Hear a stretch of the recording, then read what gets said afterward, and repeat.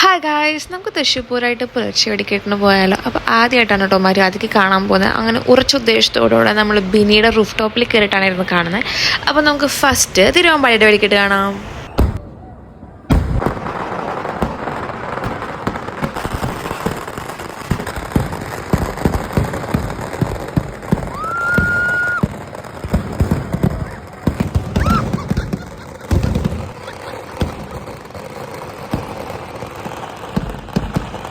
എൻ്റെ അട്ടഹാസമാണ് നിങ്ങൾ ബാക്ക്ഗ്രൗണ്ടിൽ കേട്ടുകൊണ്ടിരിക്കുന്നത്. നിങ്ങൾക്ക് മനസ്സിലാവാത്തതുകൊണ്ട് ഞാൻ പറയുന്നതേ ഉള്ളൂ.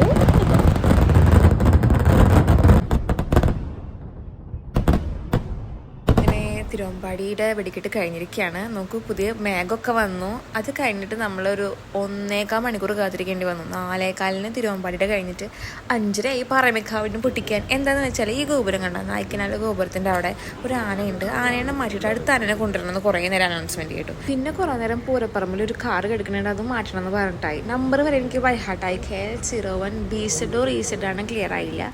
6846. പോട്ടെ, വെയിറ്റ് ചെയ്തിട്ടാണെങ്കിലും പറമേക്കാവ് പൊട്ടി.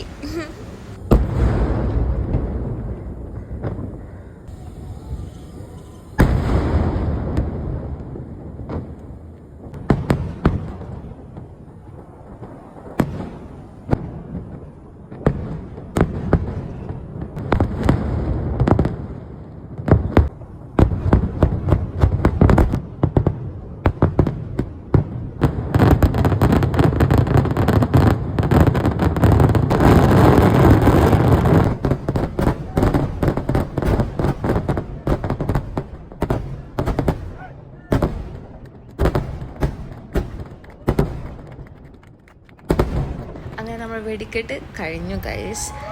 എനിക്ക് വെയിറ്റ് ചെയ്യിപ്പിച്ചെങ്കിലും പറമേക്കാവിൻ്റെയാണ് കേട്ടോ ഇഷ്ടമായത്. ലാസ്റ്റ് എന്തൊക്കെയോ പൊടിയൊക്കെ ചിതറി പോണ പോലെ എന്തൊക്കെയോ നല്ലൊരു എഫക്റ്റ് ഉണ്ടായിരുന്നു. ഇതിൽ ക്ലിയർ ആയിട്ടില്ല, കാണാൻ നല്ല രസമുണ്ടായിരുന്നു.